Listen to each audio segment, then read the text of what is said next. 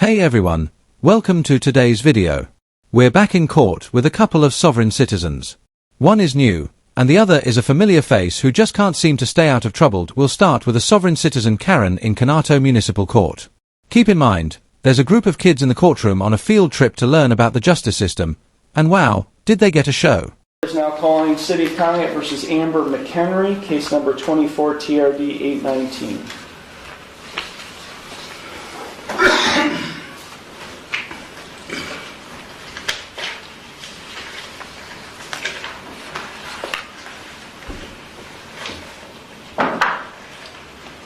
Ma'am? I'm sorry. I'm just trying to get my stuff situated so it's right here.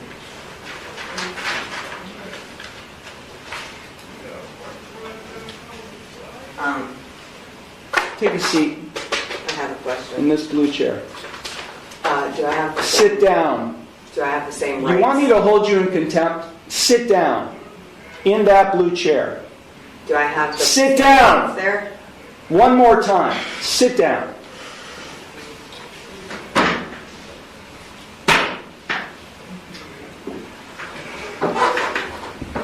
Now you'll answer my questions. Got it? Did you understand all of the rights and plea options that I explained to you? No, I do not understand. Okay. Then I will enter no plea to the charges I object. filed against you.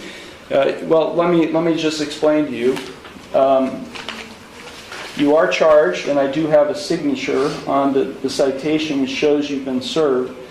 You are charged with one count of no operator's license, a minor misdemeanor subject to a maximum fine of $150 plus court costs.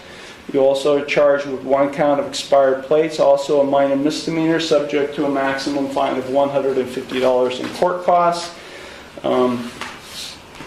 I will enter no plea to these charges against you. You already have a pending. You already have a pending. I object. What do you object, ma'am? Because I did not enter that plea. Okay, so you tell me how you would like the plea: guilty, not guilty, or no contest. First, I have to correct the standing, which is I am not the ens legis non degear. I am the authorized agent to the decedent estate. I am coming in here as the settler, and I want to settle this case. If you really believe in that kind of anarchy, maybe Somalia would be a better fit, somewhere your sovereign ideas might actually get sympathy. But here in America, people are just going to laugh at how ridiculous it sounds. I have sent in a paper that is my declaration and affidavit of what I want to do, which is to settle the case. I am willing to surrender the person to the court for mutual consideration. I do not want to continue doing this. I don't have anything to do with this. That paper that I signed, which is the summons, is signed v coatis, which is void contract, and I reserved all of my rights on there. So, is the court willing to give me mutual consideration today or not? I will enter no plea on your behalf to these charges. I've given you 3 plea options to plead. No, I do not recognize anyone in this court. Okay, well, I don't recognize you or the bailiff or anybody else in this court. I do not understand. I will set this case for a bench trial, and we'll get this set. I have the right to a trial by jury. Okay, no you don't, not in this case. Yes. Now these are not jailable offenses, ma'am. You don't have a right to a trial by jury in this case. You already have a jury trial scheduled in another case, but then because you're facing jail time in that case. But in this case, you're not facing jail time, only a fine and court costs. Anything that is above $25 in a court of law has the right to a jury by trial, which is involuntary. Can't be violated, basically, is what it means. So, I have the right to a jury by trial. No, you don't. Of my peers. No, you don't. Yeah. We're going to set it for trial, and you're going to go to the clerk's window, and they're going to give you a trial date. Okay? So... then I'm just going to surrender the person to the court, because I'm not coming back. I don't know what that means. You do know what that means. I don't know what that means. I am not the ens legis, non de guerre. I told you I that. I am not don't the know what that decedent. means either, ma'am. I've been practicing law for 36 years, and what you've just said to me has no meaning to me whatsoever.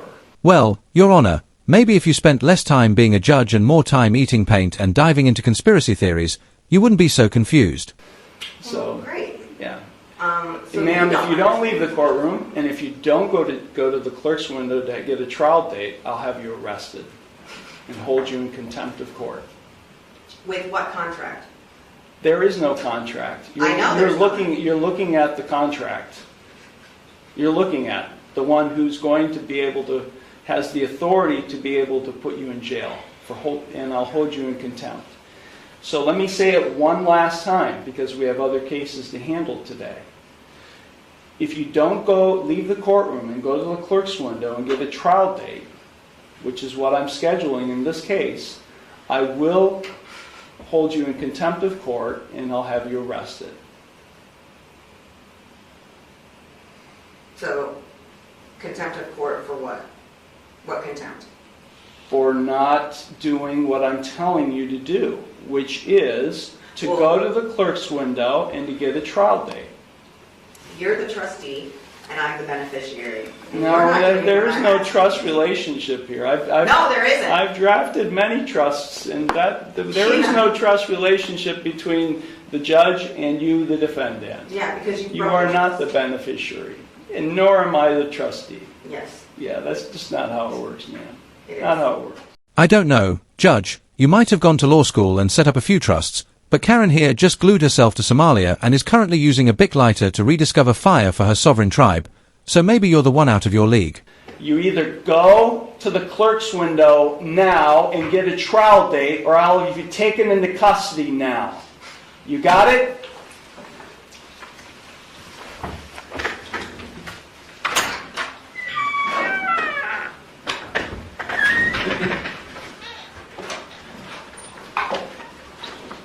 Is this your phone?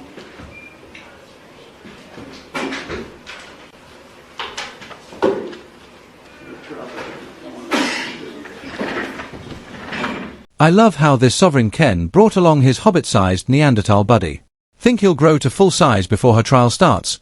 Anyway, that wraps up this part. Now let's head over to Judge Shackelford's courtroom, where we're checking in on everyone's favorite sovereign nuisance, Eric Martin. If you remember, Judge Slavin recently sentenced Eric to a short jail stint after finding him guilty on other charges, even though he kept screaming about no jurisdiction.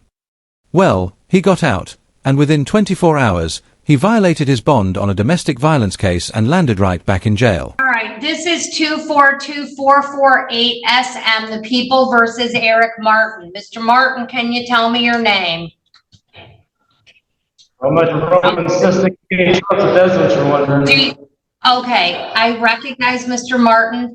Mr. Martin, it's my understanding that Mr. Coots, an attorney, a defense attorney, attempted to meet with you to go over your rights and that you did not want to meet with him. Is that correct? Yes or no?